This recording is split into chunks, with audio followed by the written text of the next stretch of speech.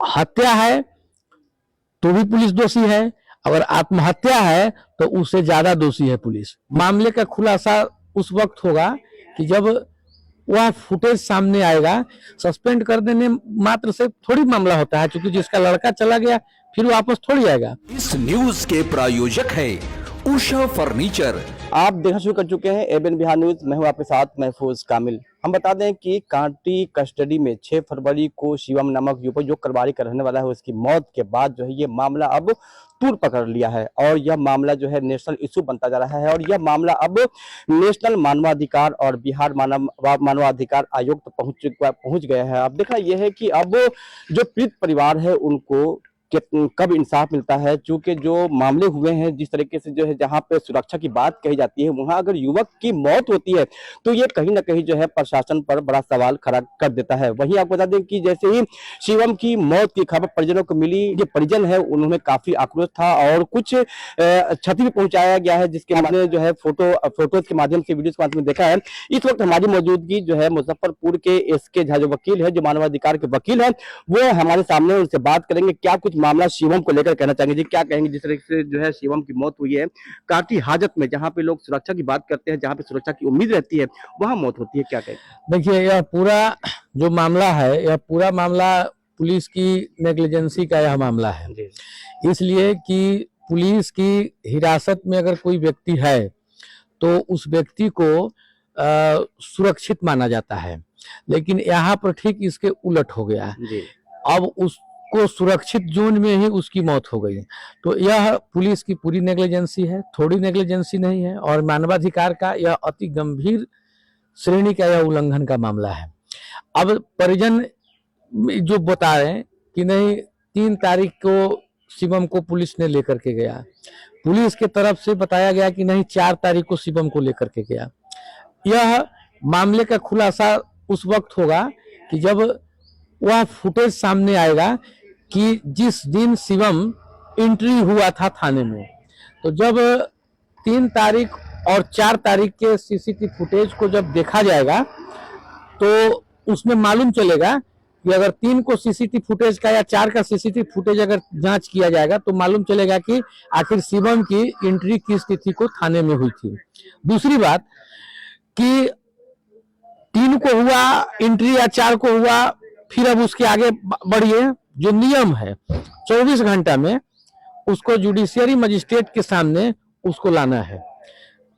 किस परिस्थिति में उसको पेश नहीं किया गया, इसका कारण इन्होंने क्या कोर्ट को लिखित में दिया या स्टेशन डायरी में लिखा या क्या उनका प्रॉपर कार्य करने का बात था, इसकी कहीं लिखित बात है या नहीं है, ये सब इंक्वायरी की बात है। दूसरी बात, अब यहाँ पर शिवम की बात है कि जो मौत का जो मामला आ रहा है, परिजन बताएं कि नहीं हत्या, पुलिस बता रही है आत्महत्या। दोनों ही स्थिति में जिम्मेवारी पुलिस की है कि भाई हत्या हो रहा है या आत्महत्या हो रहा है। अब सवाल है कि जो व्यक्ति पुलिस के हिरासत में होता है तो वह सुरक्षित हिरासत है, वहां पर न हत्या हो सकता है न आत्महत्या हो सकता है। अगर हत्या होता है फिर भी पुलिस दोषी है और आत्महत्या करता है तो उससे ज्यादा दोषी है। इसलिए कि आत्महत्या करने के लिए किसी आदमी को टाइमिंग चाहिए, तो टाइमिंग में आखिर उस गेट पर संतरी की ड्यूटी लगी रहती है। संतरी क्या कर रहा था, ओडी पदाधिकारी क्या कर रहे थे, थाना प्रभारी क्या कर रहे थे, तो इन सारे लोगों का जो है अपना जो कार्यावली है इन लोगों ने ठीक से नहीं किया है, जिसके कारण उस व्यक्ति की मौत हुई है। अब परिजन जैसा बताएं कि नहीं उसने हत्या, उसकी हत्या हो गई, पुलिस कही कि नहीं आत्महत्या हुई, परिजन के द्वारा आवेदन दिया गया, लेकिन हमें आप लोगों के माध्यम से ही जानकारी मिली कि अभी तक उसकी प्राथमिकी दर्ज नहीं हुआ है। कायदे से उसकी प्राथमिकी भी दर्ज होनी चाहिए, इन्वेस्टिगेशन होता। अब हत्या का बात है, आत्महत्या का बात है, इंक्वायरी होने के बाद में कोर्ट में मामला आता, फिर मामला आया कोर्ट में, तो फिर मामला तो कोर्ट ने के बाद में तब है कि टोटल जो मामला है, मामला इस तरह से न पुलिस उसको उलझाने का प्रयास कर रही है कि यह मामला प्रशासनिक स्तर से इसकी फेयर इंक्वायरी नहीं हो सकती है। इसके लिए हम शुरू से ही हमने नेशनल ह्यूमन राइट कमीशन और Bihar state human right commission में हमने जो अर्जी दिया है, उस अर्जी में हमने यही डिमांड किया कि अब मौत है तो मौत का कारण स्पष्ट रूप से सामने आए और इसकी पूरी फेयर इंक्वायरी के लिए आयोग के अवकाश प्राप्त न्यायाधीश इस पूरे मामले की जांच करें। जब तक जुडिशियरी के अफसर जांच नहीं करेंगे तब तक यह मामला का पूरा खुलासा नहीं होगा। सस्पेंड कर देने मात्र से थोड़ी मामला होता है, क्योंकि जिसका लड़का चला गया फिर वापस थोड़ी आएगा।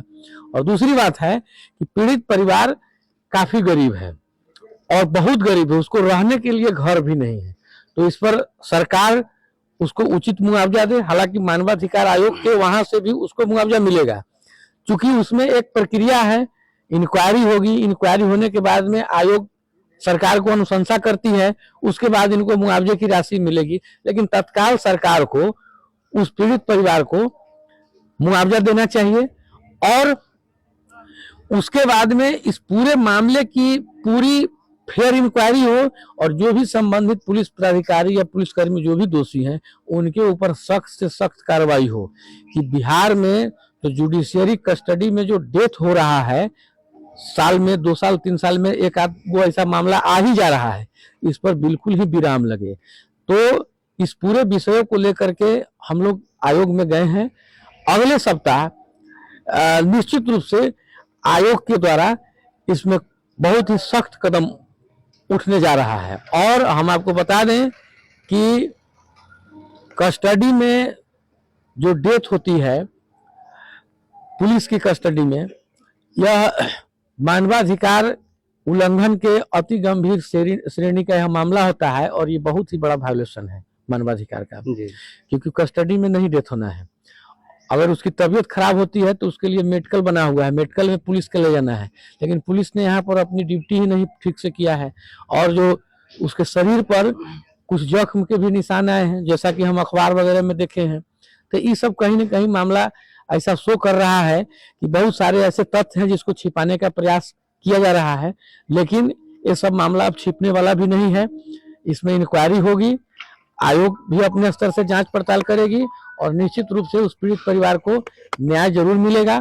तब है कि उस पीड़ित परिवार को न्याय मिले और दोषी पुलिस पदाधिकारी को कार्रवाई हो। जी, अगर प्रशासन किसी मुलजिम को गिरफ्तार करती है तो प्रधान है कि 24 घंटे के अंदर उसे जो है अदालत में कोर्ट में पेश किया जाता है। जी। लेकिन ऐसा भी वहां पर नहीं हुआ, लापरवाही हुई, मौत हो गई, उसके बाद भी पीड़ित परिवार की तरफ से जो है आवेदन दिया गया है FIR का, लेकिन अब तक वो भी नहीं किया गया है, जबकि 72 घंटे होने वाले हैं। क्या ऐसा कुछ प्रावधान है कि 72 घंटे तक उस FIR को रोका जाए, इस तरह का कुछ? नहीं, FIR के लिए तो बहुत पहले सुप्रीम कोर्ट ऑफ इंडिया का आदेश है। माननीय सुप्रीम कोर्ट ऑफ इंडिया ने बहुत पहले आदेश दे दिए हुआ है और दिसंबर 1999 में नेशनल ह्यूमन राइट कमीशन का FIR के लिए गाइडलाइन है, पूरे हिंदुस्तान के पुलिस थाने को दिया गया था। दिसंबर 1999 में नेशनल ह्यूमन राइट कमीशन का FIR के लिए गाइडलाइन आया था और माननीय सुप्रीम कोर्ट ऑफ इंडिया का भी FIR के लिए गाइडलाइन है कि आप टेलीफोन के माध्यम से भी अगर आप थाना को सूचित करते हैं तो आपका FIR इंस्टीट्यूट हो जाएगा। रजिस्टर्ड डाक से भी आप लिख करके थाना को देते हैं तो आपका FIR इंस्टीट्यूट हो जाएगा। अगर आप थाना पर जाने में अगर आपको चल पाने में अगर समस्या हो रही है तो पुलिस घर पर आकर के आपका FIR की कॉपी लेकर के फिर घर पे पहुंचाएगी। यहाँ पर होता कहाँ है, यहाँ पर तो सारा कानून हम लोग किताब में ही देख लेते हैं। पुलिस का एक अपना अलग कानून होता है। पुलिस ने पीड़ित परिवार के तरफ से जो आवेदन दिया गया है उस आवेदन के आलोक में अगर FIR अब तक नहीं किया गया है तो एक और नेग्लिजेंसी पुलिस के सामने आ गई और ये सारा मामला फिर जाएगा ऊपर तक, तो फिर वहां पर पुलिस की जो है नेग्लिजेंसी होगी। पुलिस डिपार्टमेंट में एक्चुअली है क्या कि 2, 4, 5, 10 लोगों के खराब हो जाने से यह पूरा डिपार्टमेंट पर इतना न लोग मतलब उंगली उठाने लगे हैं और इतना लोग असुरक्षित होने लगे हैं कि पूरा जो है सो पुलिसिंग दूसरे ढंग का हो गई। जबकि इसमें पुलिस डिपार्टमेंट को सशक्त करने के लिए इसमें जो ऊपर के पदाधिकारी हैं उनको हार्ड स्टेप लेना चाहिए, इमीडिएट उस पर कार्रवाई करना चाहिए। जैसे थाना पर FIR के लिए अगर पीड़ित परिवार की तरफ से जो महिला ने आवेदन दिया है उसके आवेदन पर FIR इंस्टीट्यूट करके अनुसंधान शुरू कर दीजिए। अनुसंधान में फिर जो बात आएगा उसको फिर बात कोर्ट तक जाएगा, लेकिन पुलिस ने फिर से एक लापरवाही कर दिया है। जी, तोड़ फोड़ पर भी जो है सुना जा रहा है कि अभी तक जो है पीड़ित परिवार जो आवेदन दिए उस पर एफआईआर नहीं हुआ, लेकिन तोड़ फोड़ जो हुई उस पर एफआईआर हो गया तो है। वही हम क्या- बता रहे हैं जी। कि वही हम बता रहे हैं कि यह नेग्लिजेंसी है। जी जिसका बच्चा मर गया उसके आवेदन को दरकिनार कर दिया गया, जी और एक दूसरा जो जन समुदाय भड़क गया, तो जन समुदाय भड़क गया तो वो सबको दिखलाई दे रहा है, लेकिन जिसका बच्चा मर गया ये किसी को नहीं दिखलाई दे रहा है। जी तो आखिर जो बच्चा जिसका मरा है उसके भी आवेदन को तो लेकर के एफआईआर होना चाहिए ना। जी पुलिस मान लीजिए ठीक है, जो आदमी गलती किया है उस गलती पर पुलिस अपना कार्रवाई करे वो ठीक है, लेकिन इसका साथ में फिर क्या होगा, इसके भी तो आवेदन पर होना चाहिए ना। मान लीजिए कि अगर इसी के आवेदन पर उसी दिन अगर एफआईआर अगर दर्ज कर दिया जाता तो फिर तोड़फोड़ का या जन सैलाब का जो है बौखलाहट का तो बातें नहीं आता। कायदे से अगर उसी दिन इनके आवेदन को ले लिया जाता, पुलिस ले लेती, इन लोगों पर एक प्राथमिकी दर्ज कर देता, दर्ज करने के बाद में सुनवाई अब अपना जो है अनुसंधान शुरू कर देता, मामला आगे निकल जाता। लेकिन अब क्या हुआ कि पुलिस ने एक मैटर को दबाने के लिए जो है बहुत प्रयास किया, उसके बाद में जनसैलाब भड़क गया। अब जनसैलाब भड़क गया तो उसमें तो कितने निर्दोष व्यक्ति उस समय फंस जाते हैं। अब उसमें जनसैलाब पर प्राथमिकी इंस्टीट्यूट कर दिए, लेकिन पीड़ित परिवार को भी न्याय मिलना चाहिए। ये भी ध्यान रखिए कि भाई उसका भी आवेदन पर एफआईआर दर्ज किए। अगर अभी तक उसके आवेदन पर अगर प्राथमिकी दर्ज नहीं हो रही है तो एक और नेग्लिजेंसी काउंट हो गया। अच्छा, मुलजिम की जब गिरफ्तारी होती है तो कहीं ना कहीं उससे जो है कस्टडी में सुरक्षा का मुकम्मल इरादा है कि हम यहाँ पर सुरक्षित हैं, लेकिन खैर अब तो जिसकी मौत या आत्महत्या तो कोर्ट तय करेगी या जो जांच है वो तय करेगी। लेकिन अब जो पीड़ित परिवार का कहना है कि जो जांच होगी वो प्रशासनिक जांच होगी या फिर किसी और प्रक्रिया से जांच होगी, ताकि पीड़ित परिवार को भरोसा हो जाए कि हाँ हमने जो हमारे जो लड़के गए हैं या उसकी हत्या या आत्महत्या जो भी हो, उसे कैसे पूर्ण रूप से विश्वास होगा कि हाँ सच्चाई का कैसे सामने आएगी इसकी। देखिए, सच्चाई तो सामने आ चुकी है, जी अब है कि व्यक्ति को इंसाफ कैसे मिले। सच्चाई तो सामने आ गया। पहला सच्चाई यह है कि 24 घंटा के अंदर में शिवम को जुडिशरी कस्टडी में नहीं भेजा। दूसरा सच्चाई यह है कि कोर्ट हाजत में थाना हाजत में किसी तरह का जो हलचल हुआ तो उस समय थाने के जो पदाधिकारी गण थे वो क्या कर रहे थे। तीसरा नंबर सच्चाई यह सामने आ गया कि उसके शरीर के ऊपर में जो जख्म है वो क्या थे। वो तो चीख चीख के बता रहा था कि भाई इसके साथ मारपीट भी किया गया है, क्योंकि शरीर पर ऐसे ही जख्म थोड़ी हो जाता है। उसके शरीर पर अगर जख्म हुआ है तो जरूर उसके साथ मारपीट किया होगा। 2 दिन 3 दिन से उसको बंद करके रखा गया था तो उसको थोड़ी बैठल होगा कि उसको थाना में बैठा करके उसको आरती थोड़ी उतार रहा होगा, उसको मारपीट लगा रहा होगा। तो ये सारी बात जो है सो ये सामने अब आ चुका है। तब है कि उसको इंसाफ मिले। तो अब थोड़ी सी उसके लिए प्रक्रिया बनी हुई है, उस प्रक्रिया के अनुसार उनके परिवार को निश्चित रूप से इंसाफ मिलेगा। मानवाधिकार इसके लिए आगे बढ़ेगी। बिल्कुल, मानवाधिकार आयोग एकदम इसके लिए पूरा एक्टिव है और काम कर रहे हैं, और हम लोग उसको छोड़ने वाले थोड़ी हैं। हम लोग को जहां तक होगा, जरूरत पड़ेगा तो हम पटना हाई कोर्ट में हम रीट फाइल करेंगे। ऐसे थोड़ी होगा। मान लीजिए कि हम लोग एडवोकेट हैं, एडवोकेट के ऊपर भी बहुत बड़ी जिम्मेवारी में होती है। जैसे कानून का जो कहीं पर भी कुछ ऐसा अगर हो रहा है, कानून के साथ कोई आदमी मजाक बना रहा है, तो हम लोग छोड़ने वाले थोड़ी हैं। हम लोग इसके लिए मानवाधिकार आयोग है, पटना हाई कोर्ट बना हुआ है, इसके लिए माननीय सुप्रीम कोर्ट ऑफ इंडिया बना हुआ है। अगर हम लोग अभी देख रहे हैं, वेट एंड वॉच कर रहे हैं, ये भी ध्यान से हम आप लोग को बता दे रहे हैं, हम वेट एंड वॉच कर रहे हैं यहाँ का टोटल जो है सो पूरा माहौल को। अगर समय रहते स्पीडी जो है सो इंक्वायरी नहीं हुआ और स्पीडी अगर जांच पड़ताल सही से अगर नहीं हुआ तो फिर हमको पटना हाई कोर्ट जाते भी हमको देरी नहीं लगेगा।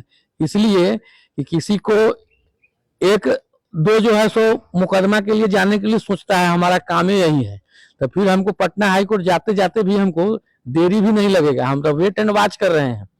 काम यहाँ पर अगर नहीं देख रहे हो रहा है तो वहां पर मानवाधिकार आयोग में तो गया ही है, हम पटना हाई कोर्ट में भी जो है हम लोग रीट फाइल करेंगे और वहां पर रीट फाइल करके तब कहेंगे कि नहीं अब इसकी तब हाई लेवल मॉनिटरिंग करिए। अच्छा, कहा जाता है कि मुलजिम को जो है कस्टडी में किस तरह की जो सुविधा दी जाती है, या जो मुफलर दिया गया उसको, या फिर और दीगर चीजें दी गई, जिससे ये इतना बड़ा जो घटना हो गया, वहां पर संतरी थे, ओडी थे, थाना प्रभारी की जिम्मेदारी थी किस तरीके से जो है मुलजिम को सुरक्षित रखा जाए, इतनी बड़ी घटना हुई, क्या कुछ इस तरह का सामान वस्तु दी जाती है अंदर में कटगट? नहीं, उसको देखिए, उसके साथ में तो कुछ सामान नहीं रहता है। जब कोई आदमी जब पुलिस के हिरासत में जब आता है ना, जब किसी आदमी को जब पुलिस जब पकड़ गिरफ्तार करती है, तो उसके पास कुछ भी नहीं रहता है। तो उसके पास सिर्फ एक शरीर रहता है, शरीर पर जो कपड़ा है सो कपड़ा रहता है। अब इसकी ट्रांसपेरेंसी के लिए आपको मिलेगा क्या कि जिस समय उसकी थाने में एंट्री हुई, थाने में जब उसकी एंट्री हुई ना, तो उस समय का जब सीसीटीवी फुटेज जब देखा जाएगा, तो उसमें मालूम चलेगा कि उसके साथ में क्या था, उसके शरीर पर कौन कौन कपड़े थे, वो सारा कुछ उसमें दिखेगा। जब हाजत का जब सीसीटीवी जब देखा जाएगा 3 तारीख या 4 तारीख का, तो उसमें भी आपको दिखलाई देगा कि हाजत में उस वक्त उसके पास में कौन सा कपड़ा था या नहीं था, मफलर कहाँ से आया। बावजूद इसके अगर कोई सामान उसके पास में, अगर मफलर था या तौलिया था, कुछ भी था, तो फिर संतरी गेट पर क्या कर रहा था, ओडी अफसर क्या कर रहे थे, थाना प्रभारी क्या कर रहे थे, जब उसको ऐसा सामान देना ही नहीं है जिससे लगे कि वो आदमी आत्महत्या कर लेता है या उसके साथ में कोई इस तरह का कोई घटना घटित हो जाती है, ऐसा सामान ही नहीं देना है। अगर ऐसा उसके साथ किसी तरह से बात है कि भाई मफलर कहाँ से आया, तो ये भी तो बहुत बड़ा सवाल है ना, बहुत बड़ा सवाल है जी, बहुत बड़ा सवाल है। हाँ, बहुत बड़ा सवाल है कि अगर उसके पास मफलर आया कहाँ से, थाना के हाजत में मफलर कहाँ से आ गया, कौन मफलर दे दिया। वह लड़का का जैसे आत्महत्या के लिए भी आपको प्रोविजन है कि आत्महत्या के लिए भी प्रोविजन बना हुआ है और हत्या के लिए भी प्रोविजन बना हुआ है, दोनों में दंड है और दोनों का सेशन ट्रैवल केस है, दोनों का सत्र विचारण होता है और दोनों में सजा होती है। तो हत्या है तो भी पुलिस दोषी है, अगर आत्महत्या है तो उससे ज्यादा दोषी है पुलिस। इतना जान लीजिए कि अगर हत्या है तो दोषी है तो ये है, अगर आत्महत्या अगर हो रही है अगर पुलिस हिरासत में, तो समझ जाइए कि उस हत्या से भी ज्यादा दोषी है आत्महत्या में। आपकी सुरक्षा में है आदमी और आपके सुरक्षा में आदमी है और आप उसको सुरक्षा नहीं दे रहे हैं, उसको आप सुसाइड के लिए आप उकसा रहे हैं, तो कम बड़ का भारी सजा नहीं है, इसमें भी बहुत बड़ा सजा है और बहुत बड़ा इन लोगों ने जुर्म किया है। कांटी थाना के जितने भी पुलिस अफसर हैं उस सारे के सारे का इसमें नेग्लिजेंसी है और उसके विरुद्ध जितनी भी कड़ी से कड़ी कार्रवाई होना चाहिए वो हम लोग करवाएंगे।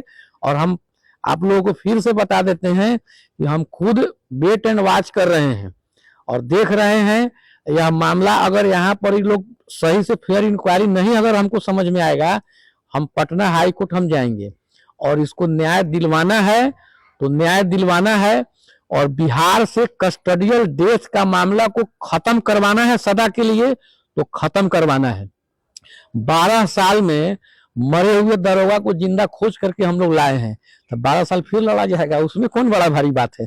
12 साल हमको एक मरा दरोगा को जिंदा करने में हमको लगा था, तो फिर इसके लिए भी फिर 12 साल का लड़ाई फिर हम लोग लड़ेंगे, न्याय दिला करके रहेंगे। भाई कस्टडियल डेथ किसी के परिवार का है, देखिए किसी के लिए सुनने में, कोई भी समाचार सुनने में बहुत अच्छा लगता है, लेकिन करना पड़ता है और करने में समय लगता है। हम लोग यहाँ पर मुजफ्फरपुर जिले के हम लोग बहुत बड़े बड़े मुकदमे को लड़े हैं।